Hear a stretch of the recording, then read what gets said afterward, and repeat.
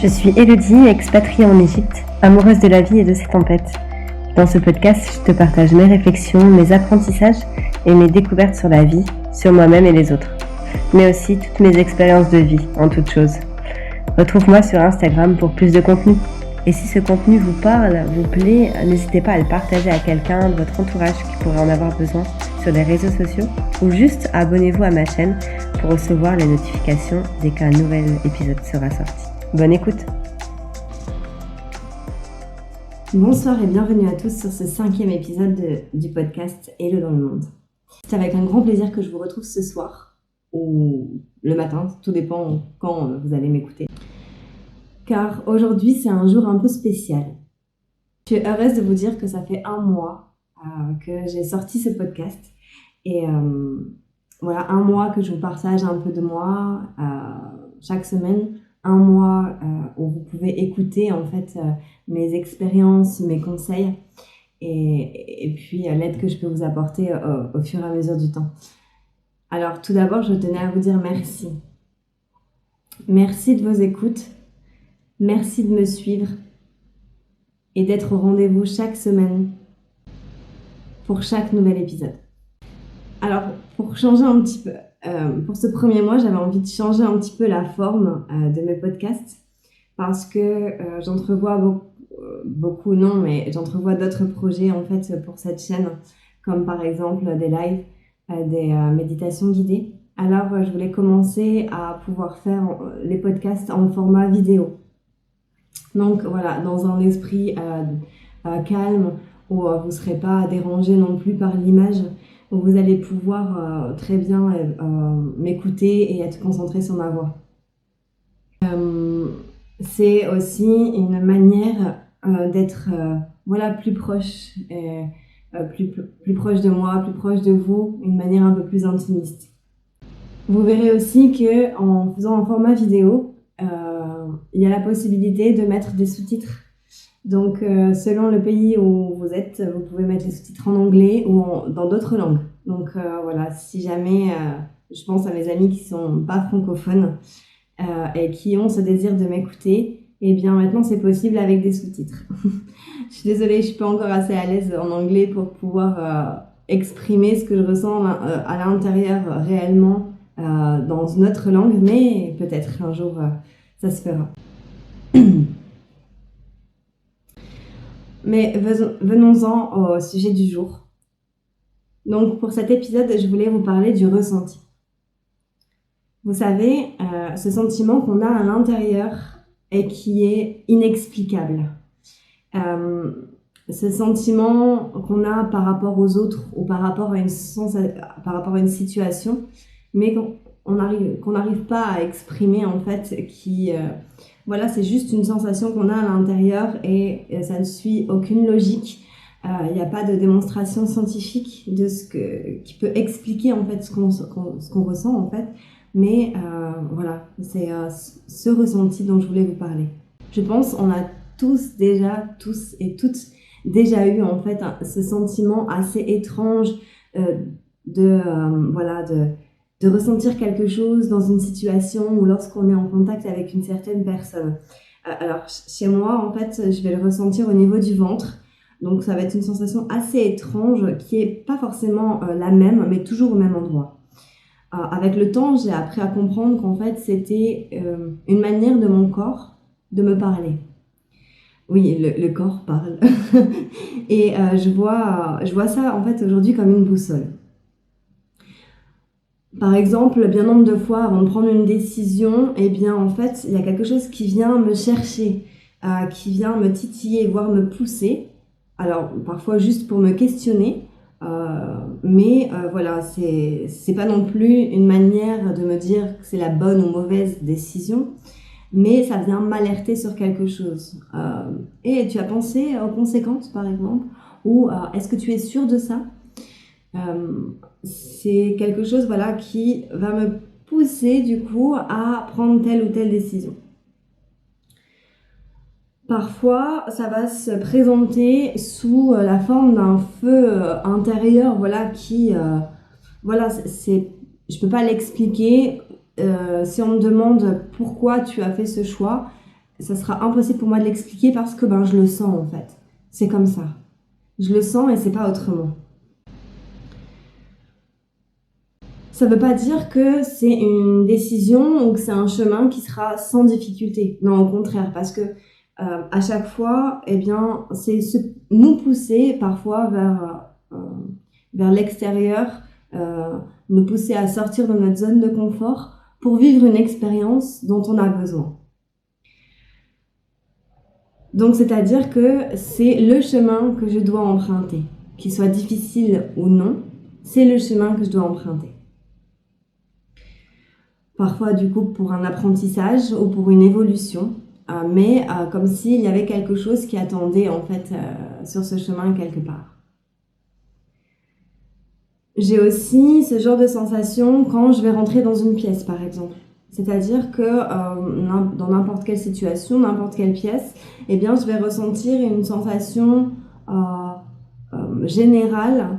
Je vais ressentir les énergies de la pièce, à savoir si elles sont plus gorgées énergiquement, positivement ou négativement aussi. Ça peut arriver. Et parfois, du coup, je vais avoir tendance à reculer un petit peu si je sens que je me sens pas à l'aise. Enfin, c'est vraiment ce sentiment-là où on se dit, il n'y a pas quelque chose de matériel ou d'émotionnel ou un acte ou autre chose, c'est juste un ressenti. Alors, beaucoup disent que chez les hypersensibles, c'est normal parce que, je suis assez d'accord avec ça, c'est-à-dire qu'on va ressentir tout 10 000 fois plus que les autres. On va ressentir tout 10 000 fois plus que la normale, si je peux dire normale. Même si je tends à enlever en fait les étiquettes qu'on peut donner sur certaines neuroatypies comme l'hypersensibilité, le haut potentiel intellectuel, etc. Je dirais juste qu'il y a une partie des personnes qui ont ce don, ce don de voir la vie autrement et de ressentir la vie autrement que les autres. En dehors de ces situations que j'ai pu énoncer juste avant, il y a également le fait de sentir ou non les autres. Et ça, c'est à double tranchant. C'est un peu spécial d'utiliser ces termes, mais c'est comme ça vraiment que je les vis en fait. Par exemple, la première fois que je rencontre quelqu'un, j'ai cette faculté à pouvoir sonder la personne et à pouvoir voir certaines parties qui sont invisibles en fait. Parce que c'est pas dans ses actes ou dans ses mots qu'elle va pouvoir me donner ce ressenti, mais vraiment, juste qu'elle soit en face de moi, ça va m'amener à une première réponse que peut-être je n'ai pas à avoir accès, mais malheureusement, je ne peux pas le contrôler. Donc, peut-être que cette faculté, elle me cause du tort, parce qu'elle m'amène une idée générale de l'autre. Pourquoi je dis à tort, c'est que à 80% du temps, ou pour une grande partie du temps, lorsque je vais ressentir des choses plutôt négatives, je vais m'éloigner, ou je vais prendre mes distances, ou je ne vais pas rentrer en fait en communication, ou pas chercher plus chez l'autre. Donc, comme si je voulais mettre en fait une barrière et me protéger. Alors, c'est négatif parce que du coup, peut-être que je rate quelque chose, mais j'ai toujours tendance maintenant à me faire confiance et à me dire que c'est pas pour rien. En fait. Donc, on peut voir ça comme une protection naturelle qui est très efficace, certes, mais c'est comme si je ne voulais pas que certaines personnes aient accès à des parties de moi que je pense être avec plus de valeur et qui sont importantes pour moi. C'est comme si on avait l'impression de donner une partie de nous-mêmes. Même si, en fait, c'est pas réellement ça, on donne pas une partie de nous-mêmes, mais de donner accès à certaines personnes, à notre gentillesse, à tout ce qui nous fait nous charger positivement. Et ces personnes vont avoir tendance à être plutôt énergivores, à prendre sans le savoir, de manière inconsciente parfois, mais c'est se protéger de ça en fait. Se protéger de aussi peut-être quelqu'un qui ne respecterait pas nos limites ou autre. C'est vraiment ce genre de protection dont je parle. Jusque-là, vous allez me dire, bon, rien de très grave, mais ça va un peu plus loin.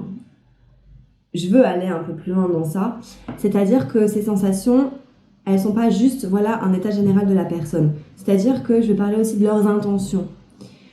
J'arrive à comprendre avant que quelqu'un parle ou fasse quelque chose, un acte, que ça soit à court, moyen ou long terme. J'arrive à savoir si l'intention, elle est bonne ou mauvaise. Attention, il faut toujours prendre ça avec parcimonie, c'est-à-dire que même elle-même, la personne, elle peut ne pas se rendre compte de son intention. Alors ça va englober les mensonges, la manipulation, les surprises, tout ça. Donc parfois c'est juste comprendre que l'autre il veut nous demander un service. Donc rien de grave, mais parfois c'est un peu plus complexe et difficile. Bon, faut pas croire, hein, le cerveau, il veut pas forcément comprendre. Des fois, il nous met un peu en péril émotionnellement sur l'instant, si je peux dire. Mais voilà, même si il y a des réticences au niveau de notre cerveau, de notre ego, eh bien, en grande partie, c'est quand même une grande aide. Comme il y a une certaine expression qui dit « Ah, je te vois venir à des kilomètres ». Bah, c'est exactement ça. C'est exactement ça, c'est-à-dire qu'il y en a, je les vois venir, mais de loin, de très loin. Alors pendant longtemps, en fait, je me faisais pas confiance. Je décidais de pas forcément écouter ces ressentis. Et puis au fur et à mesure du temps où j'ai posé aussi de la conscience dessus, où j'ai mis les mots dessus, eh bien cette sensation, en fait, elle s'est renforcée, est devenue plus intense. Et aujourd'hui, en fait, c'est impossible pour moi de ne pas l'écouter. Le plus drôle, en fait, dans cette histoire, pour moi, c'est que quand je vois arriver des personnes qui se disent bienveillantes, gentilles, prêtes à tout pour nous, mais qui cachent derrière un soupçon de manipulation pour avoir ce qu'ils veulent ou alors qui ont une mauvaise intention, eh bien en fait, moi je vais le savoir. Vous savez, c'est comme cette scène où voilà, il y a quelqu'un qui est en face de vous, il ne va pas dire quelque chose de mal, il ne va pas faire quelque chose de mal, mais ça sonne faux en fait. Ça sonne faux. Eh bien en fait, c'est ça. C'est exactement ça. Ça peut arriver aussi dans certaines situations, vous savez, les gens qui, ont cette façon de tourner les choses pour qu'aux yeux des autres, il n'y ait pas une action négative, mais voilà, avec un petit peu de manipulation, ils vont vouloir prendre le pouvoir sur une discussion, ils vont vouloir rentrer dans un rapport de force ou prendre de la place dans une situation. Eh bien, voilà, ça, en fait, je vais le sentir. Ce qui est amusant aussi pour moi, c'est qu'avec les années et l'expérience, parfois je fais clairement semblant de pas comprendre. Clairement semblant de pas comprendre parce que c'est pas tout le temps facile lorsqu'une situation vient toucher mes limites et mes valeurs. C'est pas toujours facile à gérer, mais dans l'ensemble, de savoir sans que l'autre sache. Donc, c'est pas tout le temps facile lorsque la situation vient toucher ses limites et ses valeurs, mais dans l'ensemble, de savoir sans que l'autre sache ce que j'arrive à capter, eh bien, ça amène chez moi un sentiment assez de force, quoi, et de conviction intérieure qui est pas mesurable, en fait. C'est vraiment, oui, cette force intérieure, en fait, qu'on ressent.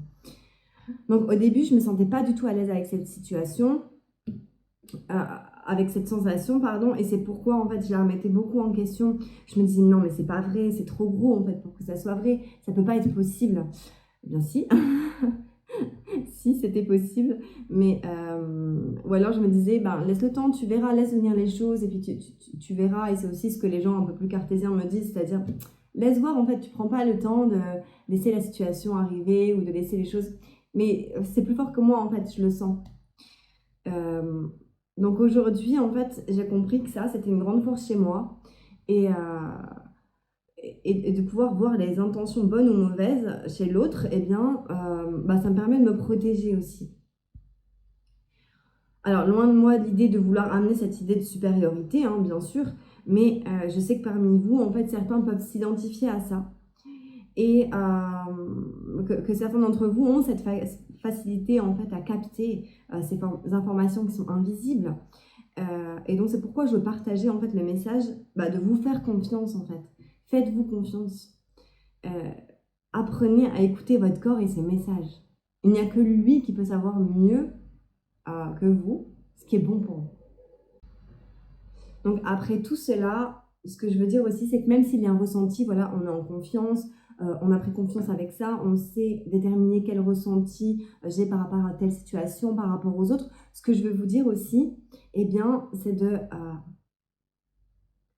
de prendre le temps et de faire attention. Il faut vraiment voir ça comme une boussole. Parce qu'on ne peut jamais savoir l'intention réelle des gens. On va voir en général, on va voir si c'est plutôt négatif, si c'est plutôt positif, mais on ne peut jamais savoir exactement ce pourquoi ils font ça, ce pourquoi ils viennent, qu'est-ce qu'ils cherchent en vérité. Parce qu'il n'y a pas d'émotionnel, il n'y a pas de physique dans tout ça, mais c'est quelque chose de plus grand. C'est comme si un peu il n'y avait pas de preuve en fait de ce qu'on va énoncer. Donc voilà aussi par rapport au regard des gens, même si on essaie de s'en détacher, mais il est là quand même de pouvoir dire non, moi je la sens pas cette personne parce que je la sens pas en fait. Il n'y a pas de preuve. Donc pareil, la vision des choses par rapport à l'autre, elle est même complexe. Et quand je dis l'autre, c'est pas forcément des gens très éloignés de nous. Hein. Moi par exemple, mon chéri, à chaque fois il me dit mais en fait, tu cherches pas plus loin et je sais, bah non, en fait, je me sens pas. Et du coup, ça crée un blocage invisible, c'est impossible pour moi. Alors parfois, avec le temps, etc., quand avec la distance, tu vois l'autre évoluer et tu vois ce qu'il fait, etc., effectivement, parfois, je me dis, bon, ben, c'était peut-être à ce moment-là, effectivement, j'avais ce ressenti de c'était pas le bon moment pour moi, mais que maintenant, il y a eu des changements et que, bah voilà, c'est quelque chose qui peut s'envisager. Mais s'il n'y a pas ça, c'est comme ça. C'est comme ça et c'est impossible pour moi autrement. Donc voilà, j'espère que cet épisode vous a plu et que eh bien, ça vous permettra de vous aider à vous faire confiance, à mieux vous écouter. C'est quelque chose qui m'arrive souvent et c'est pourquoi en fait je tenais vraiment à en parler dans un épisode. Donc dites-moi en commentaire quel genre de situation vous avez déjà vécu avec ce ressenti.